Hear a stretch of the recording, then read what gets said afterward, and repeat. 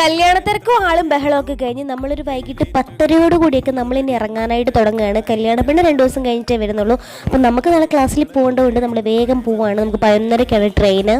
അങ്ങനെ ഫുഡൊക്കെ കഴിച്ച് കഴിഞ്ഞ് നമ്മളിതാ ഉമ്മയോട് യാത്രയൊക്കെ പറയുകയാണ്. അങ്ങനെ ഒക്കെ എല്ലാവരോടൊക്കെ പറഞ്ഞ് കഴിഞ്ഞ് നമ്മളിനി ഇറങ്ങാനായിട്ട് തുടങ്ങുകയാണ്.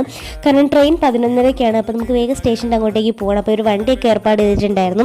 അപ്പോൾ ഞങ്ങളിതാ ഇവരോട് ബൈയൊക്കെ പറഞ്ഞിട്ട് നേരെ അങ്ങോട്ട് സ്റ്റേഷൻ്റെ അങ്ങോട്ട് വന്നു. ഇനി കുറച്ച് നേരം നമുക്ക് വെയിറ്റ് ചെയ്യണം. അപ്പോൾ നമ്മളിനി ടിക്കറ്റ് കൗണ്ടറിലേക്ക് പോവാണ് ടിക്കറ്റൊക്കെ എടുക്കാനായിട്ട്. അവിടെ കൗണ്ടറിൽ ചെന്ന് നിന്നപ്പോഴേ ആ ചേച്ചി ചോദിച്ചു, നിങ്ങൾ എങ്ങനെ കയറും മക്കളെ, അതുപോലത്തെ തിരക്കായിരിക്കും എന്ന് പറഞ്ഞു. അപ്പോൾ നമ്മൾ അത്രയും വലിയ കാര്യമാക്കിയില്ല, നമുക്ക് കുറച്ചെങ്കിലും സീറ്റ് കിട്ടുമെന്നൊക്കെയാണ് വിചാരിച്ചത്. പക്ഷേ ട്രെയിൻ കണ്ടപ്പോൾ നമ്മളൊക്കെ ഞെട്ടിപ്പോയി. സീറ്റ് കിട്ടാനായിട്ട് ട്രെയിനിൻ്റെ വാലറ്റും വരെ നമുക്ക് ഓടേണ്ടി വന്നു. അത് ഞാൻ വഴി കാണിച്ചു തരാം ഗൈസ്. റെയിൽവേ സ്റ്റേഷനിലെത്തി കുറച്ച് സമയം വെയിറ്റ് ചെയ്യേണ്ടി വന്നു നമുക്ക് ട്രെയിനായിട്ട്. പിന്നെ അതിൻ്റെ ഇടയ്ക്കാണെങ്കിൽ ഷെയ്മയുടെ എൻഗേജ്മെൻറ്റ് വീഡിയോ വന്നിട്ടുണ്ടായിരുന്നു. പിന്നെ അതൊക്കെ കണ്ടുകൊണ്ട് ഇവിടെ ഇരുന്നു. ഇതായിരുന്നു ട്രെയിനിൻ്റെ അകത്തെ അവസ്ഥ. അമ്മാതിരി തിക്കും തിരക്കും. അതുപോലെ നമുക്ക് നിൽക്കാനും സ്ഥലമില്ല, ഇരിക്കാനും സ്ഥലമില്ല, ഒന്നും ചെരിഞ്ഞ് നിൽക്കാൻ പോലും സ്ഥലമില്ല. കുറേ ഏടും കെട്ടുകളും, അതിൻ്റെ ഇടയ്ക്ക് കുറേ അമ്മച്ചിമാർ നിലത്തിരിക്കണം.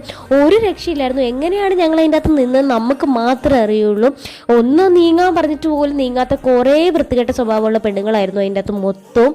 ഇതിൻ്റെ ഇടയ്ക്ക് ഒരു ചേച്ചി നമ്മളൊക്കെ ബഹളം വെക്കുന്നുണ്ടായിരുന്നു. ഒരു 2 ബെഡി കിടക്കണ പോലെയാണ് ട്രെയിനിൻ്റെ അകത്ത് വന്ന് കിടക്കുന്നത്. ഇന്ന് നമ്മൾ കോട്ടയത്ത് ഇറങ്ങി നേരെ തൊടുപുഴയ്ക്ക് പോവാണ്. So bye guys.